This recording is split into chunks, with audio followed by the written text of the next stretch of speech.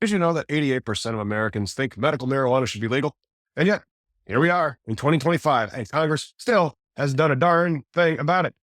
I'm Tom, your friendly neighborhood cannabis industry lawyer. Find me over at cannabisindustrylawyer.com if you need help with your business. And if you're as frustrated as I am, smash those like buttons, subscribe, comment, all that good stuff. And we're going to dive in. Legalizers. It's 2025, and let's face it, nobody in Congress really cares about cannabis legalization. Look at all the bills that get filed. It's all fluff pieces designed to look good on social media. Stuff like, let's legalize hemp, but ignore marijuana, or let's legalize marijuana nationally. And all of them have really funny acronyms, all of which they know have zero chance of passing. These bills are big on talk, zero on action. Let's think about that. Why isn't anyone putting something forward towards legislation that could actually pass? Something bipartisan, something simple, like a National Medical Marijuana Act, a law that's practical and addresses real issues. Let's talk about why this is so frustrating and what Congress should be doing instead. First off, a Republican representative of Florida already somewhat introduced this bill. It's just a small bill. He called it the 1-to-3 Act of 2023. It saw zero traction. Here's all it does. It's a one-pager that says marijuana goes to Schedule 3. Well, that's great and all, but there's no meat on these bones. How do you regulate marijuana nationally as a Schedule 3 substance, and where do intoxicating cannabinoids come into play? You can't just say, let's move it to Schedule 3. And then there's an arbitrary line for a cannabinoid the plant doesn't even make. And that's the difference between a medical plant or an agricultural commodity called hemp. It does not make sense. Like Chewbacca living with the Ewoks on Endor. We have a mess of state and federal laws to fix. Thousands of licensed cannabis businesses are out there operating in compliance with their state regulations, but they're doing it under federal prohibition. Meanwhile, the hemp industry is basically the Wild West, taking advantage of loopholes in the Farm Bill to push out intoxicating cannabinoids like synthetic THC. Technically legal, they say, but with zero FDA oversight. Everyone says this is a problem, but nobody in Congress is introducing a real fix. Not the food, the fiber, or the building materials, that's all hemp. But how to regulate the drug or drug-like plant so that this country has uniform regulation like we do for tobacco, alcohol, or FDA-approved drugs. Speaking of drugs, you can't just entirely deschedule marijuana. That would break the Controlled Substances Act, the CSA. That mandates that marijuana be subject to the exact same international treaties that regulate it the same way as heroin. And that treaty may explain why marijuana has always been in Schedule 1 alongside that actual dangerous drug of heroin. States have spent years building regulatory systems and regimes based on licensed operations for growing, processing, distribution, and retail sales at the plant. But there is no federal framework, nor guidelines for interstate commerce, and no system like the three-tiered alcohol model to keep things orderly. It's a pipe dream. Sorry about the pun. That it'll ever happen smoothly without legislation to fill in the gaps. We can't amend the CSA to provide for descheduled marijuana without government action, without Congress actually drafting a statute or an amendment and creating rules to make medical marijuana legal.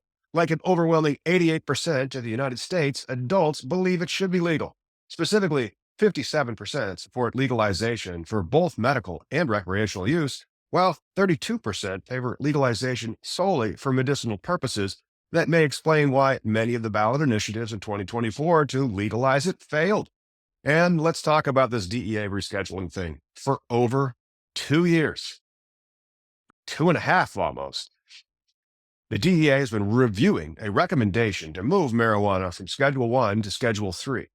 That's huge because it acknowledges marijuana's medical use, lowers its potential for abuse, and it makes life easier for state licensed businesses. It would also fix tax problems. Right now, cannabis businesses cannot take normal deductions under Section 280E of the tax code because they are dealing with a Schedule 1 drug. There are some other possible loopholes to address that. We've done a deep dive on cannabis tax. Maybe you should check that out.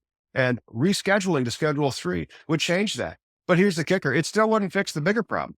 Rescheduling wouldn't create a federal system for regulating all cannabis that gets you high.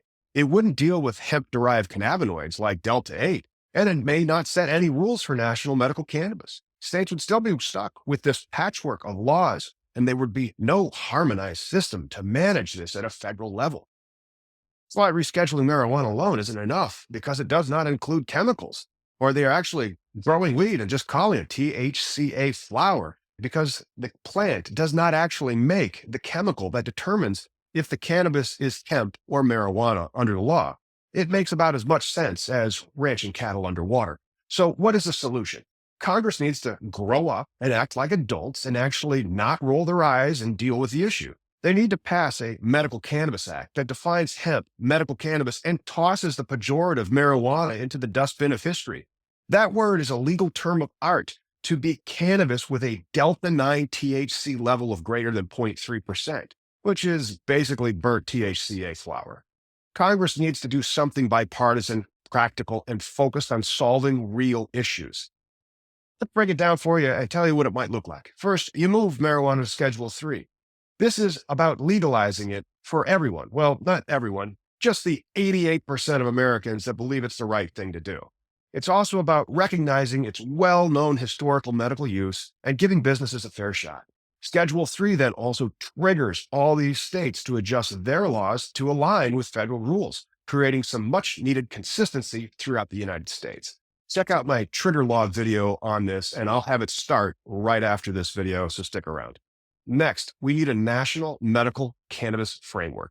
Set federal rules for how the medical marijuana is grown, processed, and sold. Protect the thousands of state licensed operators who already are following their strict regulations, and give them rules to get into compliance, so for the first time, they can be in compliance with federal law as opposed to in violation of federal law. Seriously, Prop 215 in California was in 1996. That was almost 30 years ago, and it's still federally legal. That federal compliance could allow for interstate commerce between the states.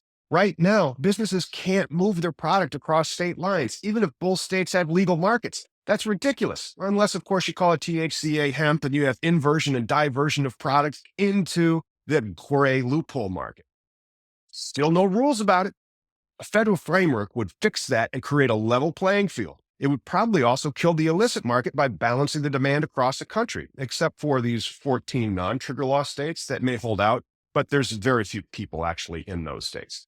However, there is something else that could still upset this unified framework, an agricultural commodity that was never supposed to get you high. You know where this is going. Let's talk about hemp. The Farm Bill's definition of hemp, cannabis with less than 0.3% delta 9 THC, has created this massive loophole. Companies are producing intoxicating cannabinoids, most famously delta 8 THC, but over 49% of delta 9 THC is synthesized from CBD isolate. And the FDA keeps telling these companies to stop doing it. Nobody listens. It's not sustainable. A practical bill would redefine hemp to distinguish between non-intoxicating and intoxicating products, or products taken for their drug-like purposes, as opposed to products for their fiber or building material or food purposes. This Medical Marijuana Act could establish federal rules for hemp-derived products intended for human consumption. We're talking about labeling requirements, potency limits, quality standards, real stuff like that that is sorely missing right now from the hemp industry. The hemp industry doesn't seem to care about legalization, and they just want to codify their loophole and leave the marijuana laws on the books. See the Cannabinoid Safety and Regulation Act video that I did for why I say that. That will need to get reintroduced into this Congress, and we have no idea if that will happen. But I hated that bill because it left marijuana on the bench and allows hemp with chemistry to occupy the field and take its place.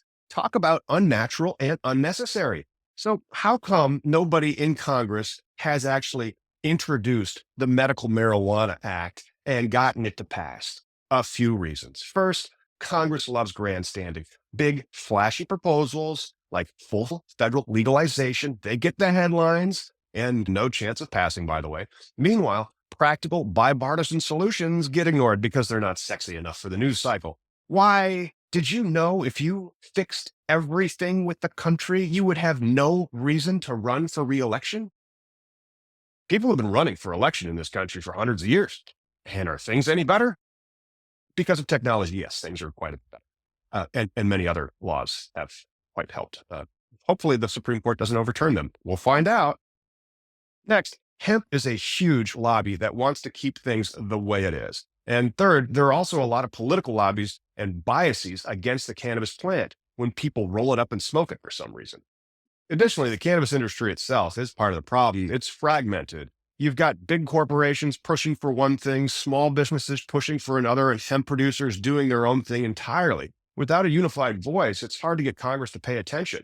Here in Illinois, our licenses and independent social equity licenses are the ones getting hurt most because everyone else is getting you high from hemp and insisting that it's legal, or publicly traded companies are maxed out on the number of dispensaries they can manage in the state. And they're also on the other side of the fence saying that hemp is legal and here, why don't you buy some of their products? And no one in the legislature really cares or understands about the industry. So let's be real. A lot of lawmakers don't understand how complicated this issue is. They don't see the regulatory chaos that would come from simply descheduling it like they did with the hemp market. They're stuck in their bubbles. And that's why we keep getting fluff pieces instead of real solutions. Once they say they support something and send the press release, that's all they can do, right? Here's the bottom line. The country needs a cannabis bill that's realistic and bipartisan, something like the Medical Marijuana Act that moves marijuana to Schedule 3, creates a national medical framework, regulates hemp-derived cannabinoids, and harmonizes federal and state laws. This isn't rocket science. It's basic governance that 88% of Americans want. But until Congress gets its act together, we're going to keep dealing with the same mess of conflicting laws, unregulated products, and businesses stuck in legal limbo because they can't even file for bankruptcy protection if things go wrong because it is federally illegal. I tell you, it's a joke. And if you're as frustrated as I am, start calling your representatives. Tell them to stop wasting time on bills that won't pass and focus on solutions that will. We don't need more fluff. We need real action. So let's make the Medical Marijuana Act happen. If you made it this far, you obviously like the content. So give us a thumbs up, subscribe to the channel, become a member, and tune into the podcast on Sundays. And now here's one on the trigger laws.